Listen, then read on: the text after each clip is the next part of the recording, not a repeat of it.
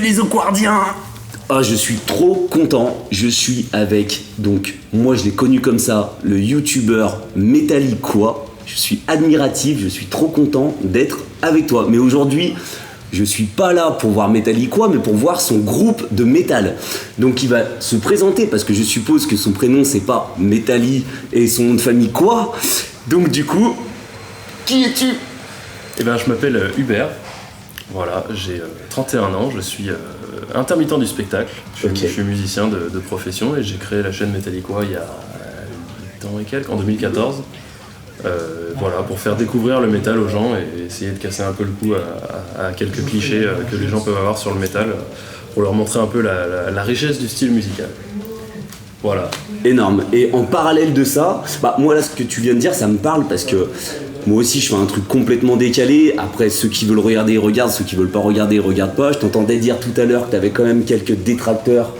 Toujours, il y en a toujours. Hein. Je connais personne qui en a pas. Voilà, surtout quand t'as un peu de succès, je suppose. Exactement. Voilà.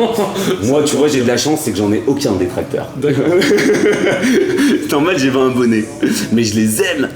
Et du coup, aujourd'hui, t'es au Plein Air Fest, pas en tant que Metalliquois, mais en tant que ton groupe de reprise métal, qui est Metal Never Dies, qui s'appelle comme mon livre que j'ai sorti il y a 3 ans maintenant, la vache, ça remonte. Wow.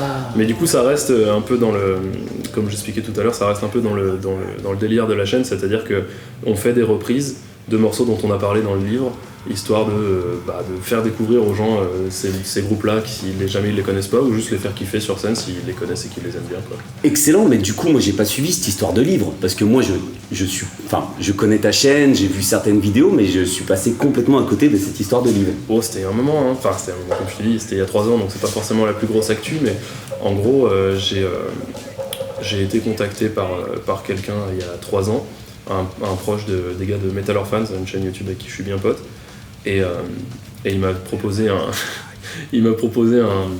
un projet de livre, parce que lui il est pas mal dans l'édition, mais notamment en métal, et c'est vrai qu'aujourd'hui en France la quasi-totalité des bouquins qui sortent en métal, c'est l'anthologie du métal, c'est les groupes des années 80, c'est biographie de Motorhead ou Iron Maiden, machin, et on avait un peu envie de montrer aux gens que le métal plus récent, les groupes seulement des 20 dernières années, déjà il y avait des trucs de fou, quoi, et qu'ils n'avaient pas forcément, quand tu dis métal, c'est pas que Metallica, c'est pas que Iron Maiden, c'est pas que Motorhead, Black Sabbath et compagnie, ces groupes sont super, tu vois. Même si les gens aujourd'hui tu les admires jurent que par ces groupes-là, encore aujourd'hui il y a pas mal de gens qui jurent que par ces groupes-là, et tu te dis putain, mais quand il y a des groupes aussi talentueux que des mecs comme Lost Society, des gars comme Avoc, bon là je te cite que des trucs de thrash, mais tu Rizaz par exemple, ou Obscura dont je parle dans le bouquin, enfin des trucs de malade, et les gens, j'ai l'impression qu'il n'y a pas assez de visibilité sur ces groupes-là, donc c'était un peu le projet du bouquin, c'était de rendre un petit peu de la visibilité aux groupes plus récents qui sont tout aussi talentueux, voire plus que les vieux groupes. Bon, moi je pourrais parler 10 ans avec toi de ces sujets-là. Juste une seule question, le groupe Crazyx, je suppose que tu kiffes. Ouais, ok, bon bah excellent. Donc là, habituellement c'est une interview, qui dans le groupe est le plus. Donc là forcément t'es tout seul, donc j'ai un peu remanié le truc. Donc c'est les interviews moustachiou à la base, j'ai pas précisé, mais là on est dans les interviews moustachiou, parce que normalement on est deux en fait avec un collègue, parce que je fais partie d'un groupe qui s'appelle Perséide. D'accord. Je sais pas si tu as déjà entendu parler, parce que toi t'es avec, dans les membres de ton groupe, j'ai vu qu'il y avait une Arcadia il me semble, enfin des membres d'une Arcadia. Il y en avait la dernière fois qu'on a joué, mais c'est pour ça d'ailleurs que je suis venu tout seul, c'est parce qu'en fait dans ce groupe là, les musiciens ça tourne vraiment selon ceux qui sont dispo, tu vois là en l'occurrence les mecs d'Inarcadia. Les mecs d'Inarcadia ils devaient jouer au Horizon Fest ce week-end et finalement il a été annulé, mais du coup j'avais déjà pris mes dispositions avec d'autres musiciens, donc c'est vrai, donc il n'y a pas les mecs d'Inarcadia ce soir, mais c'est pas impossible que je travaille avec eux parce que c'était cool aussi, donc voilà, ça dépend un petit peu, mais très bien. Voilà. T'es prêt ? Vas-y. Avec le pouvoir de la bite en bois sacré. Donc c'est parti pour l'interview moustachiou les gars, avec Hubert de Metalliquois et Metals Never Die. Est-ce que tu es créatif ? Pas autant que ce que je devrais, je pense. J'aime beaucoup plus tout ce qui est hommage, référence, éventuellement parodie ou machin. Enfin, c'est quelque chose que je fais beaucoup dans mes vidéos. Créer moi-même des trucs, des blagues, des machins, ça me vient, mais j'ai l'impression que j'ai plus facilement la référence facile que la création facile. Et en musique ? En musique, pas vraiment. C'est pour ça que je fais que de la reprise, que ce soit dans mon taf ou avec Metal Never Dies. Ceci dit, j'ai entendu, t'aimerais peut-être faire un album de compos. Ouais, mais je pense pas que ce soit moi qui... Je leur ai pas dit ça, mais je pense pas que ce soit moi qui ferais les compos, en fait. Tu vois. C'est que j'essaierais d'avoir des guests et qu'on bosse les morceaux ensemble, éventuellement que ce soit lui qui compose ou quoi. Parce que moi, vraiment, étant donné que c'est quelque chose sur lequel je suis pas très à l'aise et qu'en plus, du coup, j'ai pas fait depuis plus de 15 ans, tu vois, ce serait un peu risqué de me dire allez vas-y je vais composer des trucs et il y a des chances que l'album soit merdique. T'es vraiment dans l'hommage, le partage, c'est ça ton créneau quoi. Ouais. Excellent. Je suis plus un fan qu'un vrai créateur. Ok. Est-ce que tu te considères comme travailleur? Oui. Ça oui, par contre, quand il y a un truc qui m'intéresse, je bosse à fond dessus et je passe mon temps à bosser en fait. Quand je suis chez moi, tu sais que j'ai du temps de libre ou des machins comme ça, et tu sais, je commence à jouer à un jeu vidéo, à regarder un film, un truc, et puis au bout d'un moment je culpabilise, je dis putain tu devrais être en train de bosser, que ce soit pour mon taf, mais pour mon taf ça me demande pas forcément beaucoup. Tu fais quoi comme taf? Je suis musicien pro, je suis batteur dans un groupe qui fait des animations de soirée, genre mariage, bal de pompiers, soirée d'entreprise, tu vois, que des trucs comme ça, donc on fait de la reprise. C'est pas du tout métal, c'est variété dans le sens où on joue tout, quoi. On joue du disco, on joue du funk, on joue du rock, on joue donc t'es très bon batteur, je suppose, pour musette. pouvoir jouer de tout ça.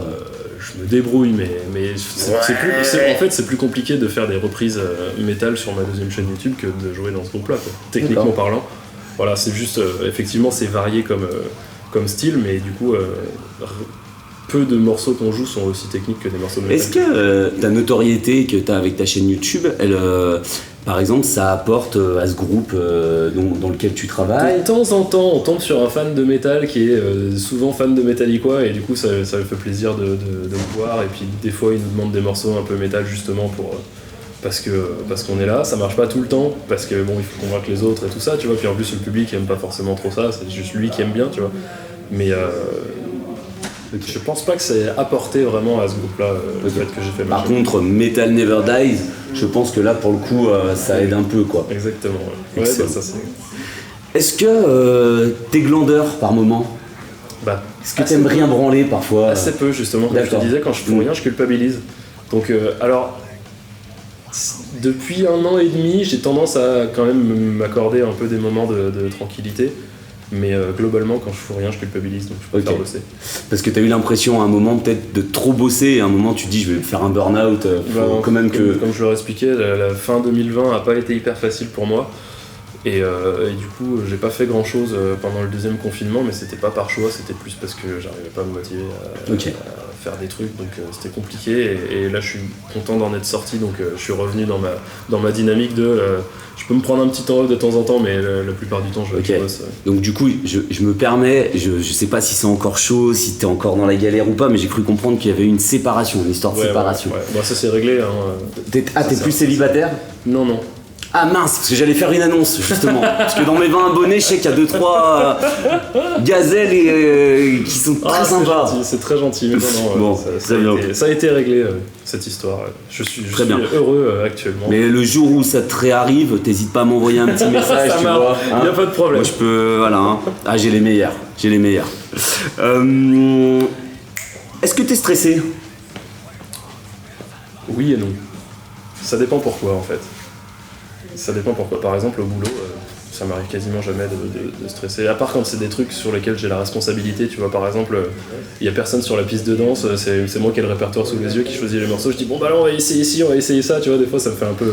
Mais globalement, ça va, je prends le truc à la cool. Là, sur mon projet, comme c'est un peu plus personnel, j'ai tendance à un peu plus stresser, mais je suis pas le genre à avoir le trac avant de monter sur scène. Parce que là, tu vas quand même monter sur une grosse scène. Ouais, mais je l'ai fait il y a 2 semaines au Hellfest et ça s'est bien passé, donc tu vois, et j'avais 10 minutes de moins pour m'installer. D'accord. Donc en soi, je suis assez confiant de ce soir. En général, ça se passe bien. Enfin, c'est pas un truc organisé avec. Au niveau de la voix, tu stresses. Il y a des chanteurs, des fois, ils sont là, ils osent pas parler avant de jouer. Tu vois, dans ma poche, j'ai un petit paquet de bonbons au miel, justement. De coke. Pour pouvoir me calmer un petit peu la voix. Si j'ai trop parlé ou quoi, mais là, ça va bien se passer. En plus, on joue qu'une demi-heure, donc je pense que vocalement ça va aller. Et bah tiens, justement, est-ce que ça t'arrive de faire des pains en concert? Bien sûr, mais ça arrive à tout le monde de faire des pains en concert. Est-ce que au Hellfest, mon gars, il y a 2 semaines, j'ai fait sur un morceau de Ghost là, le tout premier morceau du set, on a une partie en harmonie à la guitare, donc on est 2 guitaristes qui jouent rythmiquement pareil, mais pas un même endroit du manche, tu vois, donc ça fait 2 notes différentes, mais qui marchent bien entre elles.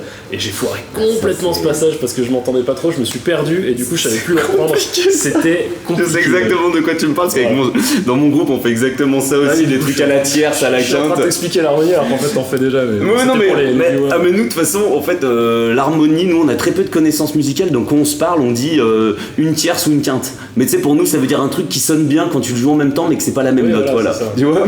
Mais par contre, si tu le joues mal, effectivement, tout de suite, c'est un peu dissonant, c'est dégueulasse. C'est vraiment beaucoup entendu. En tout cas, moi, je l'entends, je le savais parce que j'étais complètement perdu, et c'était un moment très difficile pour moi sur scène. Donc, tout le monde fait des pains, et celui qui te dit le contraire, c'est John Petrucci, parce que lui, il est pas humain.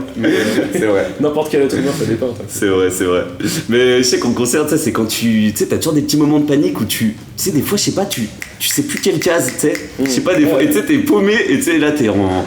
Complètement. Voilà. Tu sais, il y a pas mal de distractions quand t'es sur scène, quoi. T'es pas devant chez toi et à regarder le mur, ou il y a des gens devant qui jouent, toi tu kiffes, t'as tes autres musiciens, il suffit qu'il se passe un truc, genre un mec qui se casse la gueule sur scène ou quoi. Soit t'es mal pour lui, soit tu te fous de sa gueule, mais du coup, tu penses plus à ce que tu fais, tu rates l'accord. Ouais, donc vous essayez de faire des shows assez dynamiques quand même. Ah oui, bah, c'est quand on fait du métal, c'est le minimum. Je vous ai jamais vu, j'ai hâte de voir ça. Est-ce que t'es fêtard ? Je l'étais beaucoup plus quand j'étais jeune. Quand j'étais jeune, t'as pas non plus 70 ans. Non, mais j'ai 30 balais maintenant, tu vois. Ouais, c'est vrai, ça y est, c'est la retraite. En fait, je commence à devenir de moins en moins fêtard. C'est inversement proportionnel à la durée de mes gueules de bois, si tu veux. Ouais, c'est que là, je commence à rentrer dans des gueules de bois qui me durent 24 heures, voire un peu plus. Donc j'ai un peu moins envie de me bourrer la gueule. Mais ça m'arrive toujours de picoler avec des potes et tout. Mais faire vraiment la grosse fête où on se met une murge et tout, non, c'est plus trop mon délire. Ouais. Mais je m'en sous de temps en temps, mais pas trop en tout cas. T'es un bosseur, t'es un entrepreneur, t'es un bosseur, enfin... Il y a aussi ça, le fait de subir la journée d'après où tu te dis putain, je pourrais être en train de bosser alors que là je suis au lit en me sentir mal juste parce que j'ai trop bu. Moi j'ai 35 balais, tu vois, et ça s'arrange pas avec les années, c'est-à-dire que plus tu vieillis, plus tu culpabilises quand tu perds 1 minute, parce que tu vois le temps comme il passe à une vitesse, tu vois. Incroyable. Mais après, faut pas non plus tomber dans l'extrême, il faut savoir des fois... c'est se relâcher, enfin moi en tout cas j'essaye par moment de... De toute façon je fais toujours des soirées avec mes potes, mais tu vois, au lieu de boire 5 Jägerbomb, j'en bois que 3 et ça va très bien, tu vois, le lendemain matin ça va mieux. Et d'ailleurs, est-ce que tu tiens l'alcool ?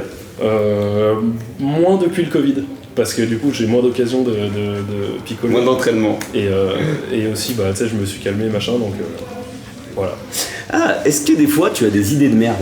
Oui, mais ça m'arrive bien souvent d'avoir des idées de merde. Hein. Si tu me voyais écrire mes scripts, je suis allé écrire un truc et je reviens dessus 2 minutes après, je fais c'est de la merde. C'est ta pire idée de merde, c'est quoi ? Putain, la pire idée de merde, oh là tu me demandes. Parce que c'est le genre de truc que j'efface de ma mémoire en fait. D'accord, ok. Donc là tu m'en demandes beaucoup. Mais ça t'arrive dans les vidéos que tu fais avec Metallica, parfois d'écrire des trucs et tu dis le lendemain tu fais ah non mais je peux pas. Il y a des fois où vraiment je le laisse dans le script. Au moment de faire le script, je le sens en plus de ces moments-là. Quand je suis en train de tourner la vidéo, j'arrive pas à la faire cette phrase, tu vois. Je dis, putain, il y a un truc qui va pas, machin. Je la fais, ça passe à peu près, et je regarde la vidéo au montage, je dis, ouais, non, mais c'est de la merde, maintenant c'est trop tard, tu vois. C'est fait, c'est qu'est-ce que je fasse, c'est de la merde. Après, tu vois, peut-être que je suis un peu plus critique avec moi-même, et qu'il y a des gens qui voient ça et disent, ouais, c'est cool et tout, alors que moi, je dis, non, franchement, c'est pas ouf, tu vois, mais voilà, peut-être que je suis trop dur avec moi-même. Ça a l'air d'être raisonnable. En idée de merde, t'as l'air d'être quand même un peu raisonnable. Est-ce que t'as la cote auprès des meufs ? Parce que je suppose qu'avec ta chaîne, des fois ça doit un peu aider, tu vois, les petites métalleuses, tout ça. Pas autant que t'aimerais. Non, mais c'est parce que tu sais, on aime tous plaire et être désiré, mais. Tu sais, tu me dis ça en plus sur un air, ouais, tu sais. Écoute, comme tu dis, il y a des. Quand t'as des fans, forcément, t'as des filles qui sont un peu intéressées par ce que tu fais et tout, et c'est cool, ça fait toujours super plaisir, tu vois, mais. Disons que. Il y a. Enfin.